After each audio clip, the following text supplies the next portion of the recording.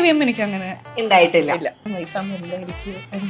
അങ്ങനെ ഒരു ആലോചിക്കും. ഭയങ്കര എനിക്കറിയില്ല. 7th സ്റ്റാൻഡേർഡ് ഞാൻ ഭയങ്കര ഒരു ആക്റ്റീവ് ചിൽ അങ്ങനത്തെ പേഴ്സൺ ആയിരുന്നു. പോലീസ് എന്നെ പേഴ്സൺ ഇല്ല ഇല്ല ഇല്ല. ഞങ്ങള് ഫാമിലി ആയിട്ട് പോകുമ്പോ ഇടയ്ക്ക് ഫൈനൽ കിട്ടിയിട്ടുണ്ട്. ഓവർ സ്പീഡ് പോയിട്ട് എന്തോ ഒരു അങ്ങനെ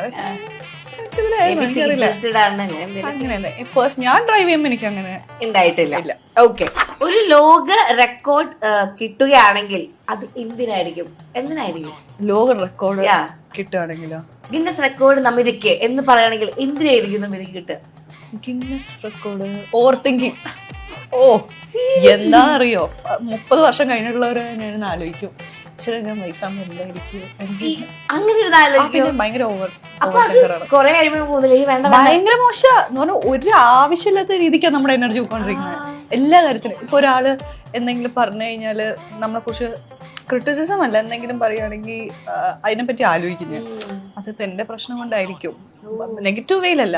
അത് ഒരു ജീവിയായി മാറുകയാണെങ്കിൽ അത് ഏത് ജീവിയായിരിക്കും? Dog. Of course, I know. എന്തോരം സ്നേഹം കിട്ടുന്നത് വീട്ടിൽ വളർത്തുന്ന കുട്ടികൾക്ക് ഭയങ്കര ഇഷ്ടമാണ്. ഓക്കെ, സ്കൂൾ കാലഘട്ടത്തിലേക്ക് പോകാൻ സാധിക്കുകയാണെങ്കിൽ ഏത് ക്ലാസ്സിലേക്ക്? 7th. എനിക്ക് ഭയങ്കര ഇഷ്ടമാണ്. അല്ല, എന്തുകൊണ്ട്? എനിക്കറിയില്ല. 7th സ്റ്റാൻഡേർഡ് ഞാൻ ഭയങ്കര ഒരു ആക്റ്റീവ് ചിൽ അങ്ങനത്തെ പേഴ്സൺ ആയിരുന്നു. ചെറുപ്പം. പക്ഷെ എനിക്ക് അറിയില്ല, ഞാൻ ഭയങ്കര എന്റെ ഏറ്റവും നല്ലൊരു ഡിവിഷനും ഏറ്റവും നല്ലൊരു ക്ലാസ് ആയിരുന്നു 7th. അപ്പൊ ആ സമയത്ത് മറ്റേ കുട്ടി കുട്ടി പ്രണയങ്ങളൊക്കെ ഉണ്ടായിരുന്നോ? ഞാൻ ഗവൺമെന്റിലാണ് പഠിച്ചത്. നശിപ്പിച്ചു. ഞാനും അതെ. എന്റെ വീട്ടുകാർ എന്റെ അടുത്ത് ചെയ്ത ഏറ്റവും മോശം കാര്യം. സത്യം കേട്ടോ. ഇനി ആര് കോൺവെന്റിൽ കൊണ്ട് ചേർത്തിട്ടാണ് ഇതേപോലെ ഉത്തരങ്ങൾ പറയില്ല. അതെ. ഓക്കെ, അടുത്തത് അനവസരത്തിൽ പൊട്ടിച്ചിരിച്ചു പോയ സിറ്റുവേഷൻ. ഇപ്പം അമ്മേന്റെ.